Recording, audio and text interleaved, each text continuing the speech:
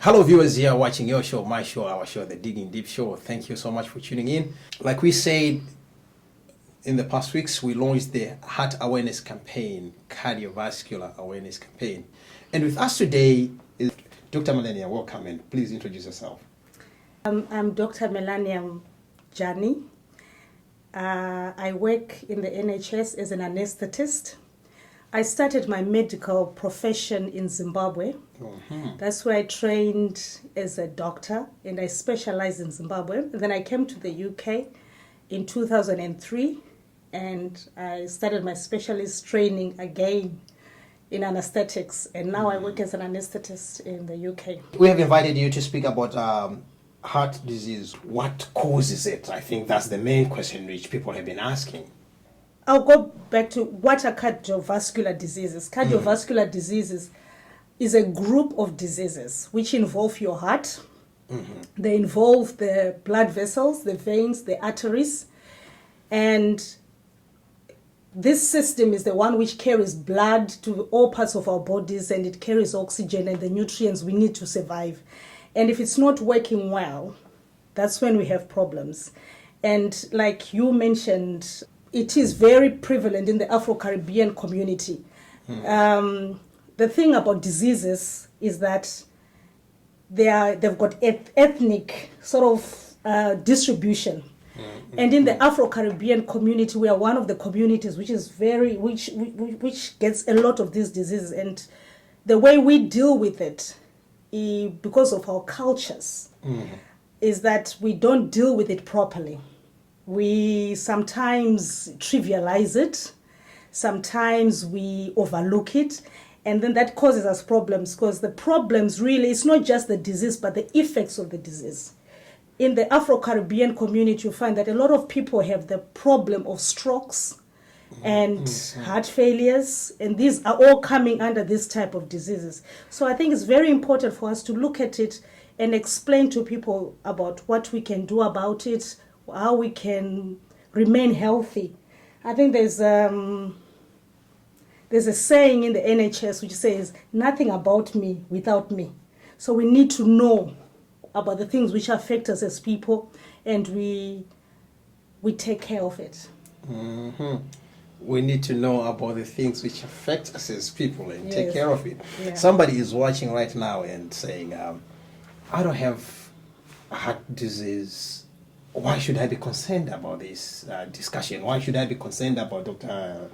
Jani coming on TV and speaking about those things? It's all about those old people or those who have been diagnosed. How does this person say they don't have it? If they've been told they don't have it, or they are saying I don't have it because they are not feeling well? Because the problem with this kind of disease is that a lot of times they don't have any symptoms. Okay, so you might think that you don't have a problem, and yet it's within. Yes.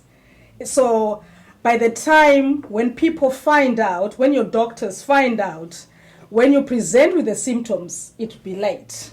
And you now have what we call the end organ damage. The organs are now damaged. Whereas if it had been caught in the early stages, when it was not symptomatic, then something would have been done and stopped your kidneys getting damaged, your brain getting damaged, your heart getting damaged, because those are the three main organs we really worry about. Our hearts, our brains. For you to be you, and for me to be me, is my brain. If it's not working, if I've had a stroke, or part of my brain is not working because of a stroke, I've lost who I am, part of who I am. We cannot say, I don't have a problem, I don't have to worry.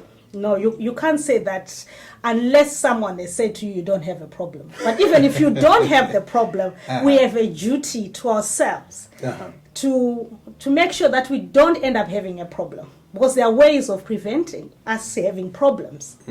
So besides not having a problem, there's also the issue that you might end up having a problem. So you can try and avoid it. There are ways and means of controlling these diseases. How do we do that? I think before I go into how we deal with it, we have to look at the fact that there are different types and different causes. All right. One of the causes, like old age, as you're growing older, but there are some causes, because I'll say two of the main problems with the cardiovascular diseases is hypertension, high blood pressure. The common name is high blood pressure.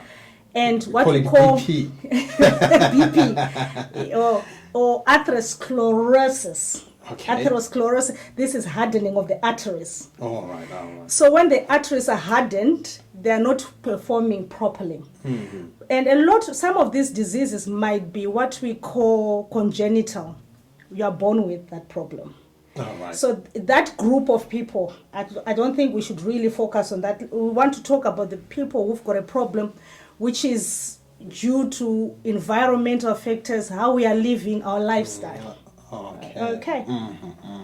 And I think there are those probably who have been in the lifestyle, they have been diagnosed, and they have the medicine. They are asking, will the medicine affect me? Will I have any problem if I take it?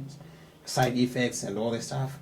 Yes, there might be side effects with anything which is not natural, which we take in. There might be side effects, but medicine has come quite a long way. And your GP is able to tailor your medication. If you're having problems with one medication, you can try and give you something else which will not give you as much problems, or which will not give you any problems. People are able to live on these medications for years and years and live normal, productive lives. And there's this myth within the young people. Many times we try to speak and say, oh, come on guys, let's have a lifestyle which protects us from having these cardiovascular diseases, and they say only middle-aged people have heart attacks. How true is that? I'm so young to have a heart attack. Let me eat as much as I can, drink as much as I can. We go for barbecue, unlimited, because I'm still young. There is that myth. If your lifestyle is such that you live unhealthy, you are not exercising, you are overweight, you get other diseases which might cause you to have hypertension, like diabetes, because of your eating habits. You can have what we are starting to see in the medical profession is that some diseases which we used to just see in the older generations, we're starting to see them in younger people. It's getting younger and younger, and I think it's all because of the diets and the lifestyles we're having. People are less active, people are eating unhealthy, takeaway food, and because of this, we're starting to see younger people having the same problems which you only used to see in older patients. And to the women, if you speak to them, they'll say, heart diseases for men, we are only worried with cancer, cervic cancer, breast cancer. So we always go to the hospitals for checkup on the cancer side. On heart disease, we're leaving that for man.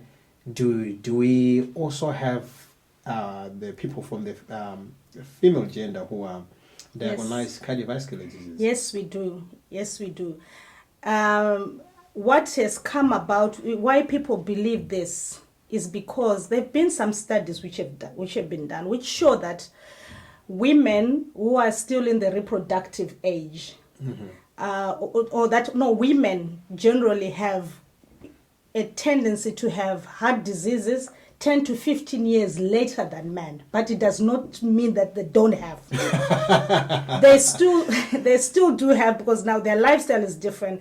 Because there's an estrogen which women have, and it's been shown to have some protective effects, that the tendency for heart disease for women becomes equal to men after they've gone into menopause, or the change of life, what we call the change of life. So there is that, but you still see young people who have had heart diseases. You see them. Among the women. Yes, among the women. So if you're watching the show and you're a woman and you have never been to the GP to say, please help me to check this, we are kindly encouraging you to go and have a check. And there are certain terms which are kind of complex, that when we speak of them, we misuse them, and at times we just speak of them generally without a full understanding. What does it mean to have an enlarged heart? A normal heart in an adult person is about that big. It's about my fist. Mm-hmm. And what can happen is that the heart can become bigger, and when that happens, it doesn't function as it should be. The function of the heart is to pump blood to the rest of the body. And when it's enlarged, and there are two sort of types of how the heart enlarges, where it enlarges and the muscle becomes thinner, and the one way it enlarges, but because the muscle has become bigger, the one you get like with high blood pressure is the one way we call hypertrophy, where the muscles become thicker. But both of them, they're not functioning. The heart is not functioning. The muscle, the machinery of it's not pumping properly. And then when it's becoming enlarged and become thin, it just becomes saggy and it's not pumping. And then that's where you find people are saying they're short of breath, because they're not getting enough oxygen to their systems. They're getting swollen legs because the heart is not pumping properly. And by then, we are actually getting to a place where the heart is already struggling. And maybe it could have been picked up earlier. That's what I was saying about people being seen earlier and being picked up, picking up that they might have a problem before all these things start. But again, there's some people who might just have that enlarged heart because of some diseases, like you can have a viral infection, or some people are born with abnormal hearts, which are just enlarged. This term called congestive heart failure. What is congestive heart failure? You remember when I was speaking about the enlarged heart? Yes. The machinery of pumping, it's not working. The heart pumps blood to the lungs to pick up oxygen and take it to the rest of the body. It's got sort of two systems, and then another pump which takes blood to the legs, to the rest of the body, and then picks it up again and brings it back to the heart and goes to the lungs. When we have congestive heart failure, what is happening is that the heart is failing. That is the heart which is now not working the way it's supposed to be working, pumping. So blood is pooling. It's pooling in the legs. It's pooling in the rest of the body. It's pooling in the lungs, and that's when you get that congestive. Congestive means congested, just like London traffic. Yes, congested. So the lungs are congested. They're not doing what they're supposed to. So you find someone is breathless. You find somebody is swelling up. It's because the heart is not functioning the way it's supposed to be functioning. Yes, viewers, we are still digging deeper in the issues of health, lifestyle to reduce cardiovascular diseases. And thank you for tuning in. I hope you have called a friend to tell a friend that the Digging Deep show is right on air right now. And I know some of you have been having some questions sending to us. We still need them. Send us emails, send us your text messages. Ask the questions. We have the experts to answer you. And Doctor, we are coming from a Christian background. When most Afro-Caribbeans were people of high belief. And you say, yes, by faith, Abraham did this. I go to church and believe in divine healing. So I just pray. Prayer is the key. How do we interlink that? Should we stay at home and pray as people who believe in faith? I'm coming from a Christian background, and me being a doctor. Thank God you're a Christian yourself. Earlier on in my career, I started struggling and thinking, how does this, me being a doctor and me also believing and that God does heal. How does it work?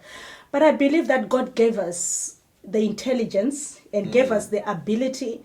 And I'm an anesthetist, and God performed the first anesthetic. He put Adam to sleep so that you could take out the rib. So, looking at it, God has always been into health. He shows you don't eat this, don't eat that. If you look at some of these things, like if you look at the book of Leviticus, the things it says don't eat, like the animals, they are on the third level of the food chain, meaning they're animals which have eaten other animals. So the diseases have sort of concentrated by the time you eat it. But I as much as I believe in divine healing, our faith levels are different. And as a Christian, don't you think it's better to pray about something you know than... And what I found in my dealing with Christians, both in the community and in my work, is that people say they're in faith, but actually they're in fear. They do not want to confront the condition. Yes, they don't want to confront the situation. So they say that I'm in faith. And faith and fear, a lot of times, are very different. Neck to neck, yeah. Yes, you can't differentiate them if you're not sure. If you find that your heart is palpitating every time you think I have to go and have this sorted out, you're in fear. You're not in faith. There are people who have developed their faith and their walk with God such that they can believe, but they are not people who will not go to the doctor and be told what's wrong with them. They will know what they're dealing with, and as a Christian, the Bible says, "Come, let's reason together. Bring your petition." How can I bring a petition when I don't know what's wrong with me? So I suggest that you go and see your doctor, you work with the doctors, and being a doctor doesn't make you a non-believer. And one of the things I must say, my brother, when a doctor tells you something, don't rebuke whatever you're rebuking in their face. They are not. They're not the devil. They are not the devil. Respect. Yes, because you can go and rebuke and do all these other things. Yes, you can do that. I believe also in that. But know what's wrong with you and do it appropriately. And God's still in the business of healing, but He trained us and He gave us the intelligence and the desire to be doctors and nurses and use medication. If you can use that and you can get healed, thank God for that. Thank God for that. This message, I know, it's mainly for our pastors, the bishops. You are ever so busy working in the field of God, but it's also good to be looked after physically. I like one speaker who says, if God wanted us to use faith alone, He would not have given us the brains. So He gave us the brains so that we think and apply faith. So if you are there, you are a minister of religion, you are a pastor, a bishop, you do not know your levels in terms of high blood pressure, and you are not knowing of your health status, I encourage you, by the grace of God, to go and get checked. You are watching your show, my show, our show, the Digging Deep Show. Some terms which we have heard and we do not understand them. What is valvular heart disease? Valvular heart disease. So it's valve, so valvular, meaning diseases of the valves. Okay. The heart is made up of 4 chambers. You have one side with 2 chambers, and another side, the right side, left side, 2 chambers. And the right side is pumping blood to the lungs. The left side is pumping blood to the rest of the body. So you find that the shape of the actual heart is that one side is a little bit bigger than the other. And within the chambers, there are valves. One-way flow valves. What does that mean? One way, meaning blood is supposed to flow in one direction. Okay. And it's not, so it should not come back. So blood will come from the legs or from the rest of the body and come into the right side of the heart. And before it gets in, when it moves from that chamber, the one sort of which collects the blood, and then into the one which does the pumping, there's a valve. Okay. So that valve stops the blood from the pumping machine, the pumping bit of the right side of the heart, going back into the collecting chamber. And again, the same thing on the left side, the mechanism which pumps blood to the rest of the body. You have valves which allows blood to just move in one direction. So what happens is that in each of the 4 valves, there are 4 valves in total. And in each of the 4 valves, if there's a narrowing, so the diseases are either narrowing or a leak. So what happens is that where it's supposed to be flowing, there's a narrowing, so it's not flowing as efficiently. And so what happens is that the chamber where it's coming, where the blood is pumping, gets bigger. Okay, because it's having to work harder to get through the narrowing. So there's a, and then you have a leaking valve, meaning blood is going that way, and then this chamber, when it pumps, it's supposed to close that valve, but it doesn't close, so blood goes back. Okay. So again, what's happening is that the valve is not working as a efficient machine. It's just a machine which pumps, and as it's pumping, blood is flowing and going the right direction. But if there's a leak or there's a stenosis, there will be, or what stenosis, narrowing. Uh-huh. We call it stenosis. That's what I wanted to ask. That's stenosis. The narrowing. Uh-huh. So depending whether it's a leak and it's a narrowing and which valve it is, it presents with different symptoms, which we are able to pick. Uh-huh. Some people can be treated just with medication. Some people might need to go and have heart surgery. Okay. Where we say open heart, where they open and go and open the heart as well and fix it. But medicine is so advanced now. There are ways where they can just pop a catheter right up to your heart, from your leg right up to your heart, and fix it. So there are different ways. Thank you very much, Doctor. Your last words to the viewers. What I would like to say is that you need to take care of yourself. If you don't look after yourself, no one else will. One of the things we didn't discuss is about the diets. Now, the good thing about the life we are living is that there's Google. You can Google and see what are the healthy foods you should eat. What fats? Now people are talking about the fats to avoid. You don't need to avoid all fats, but what's the right fats you need to be using? Cardiovascular diseases are treatable, and we can avoid the end organ or the organs being affected by taking care of our health earlier on. Exercise, eat right, drink plenty of water.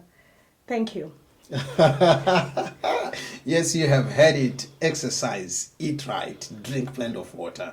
What more shall I say apart from saying thank you so much, Dr. Melania Jani,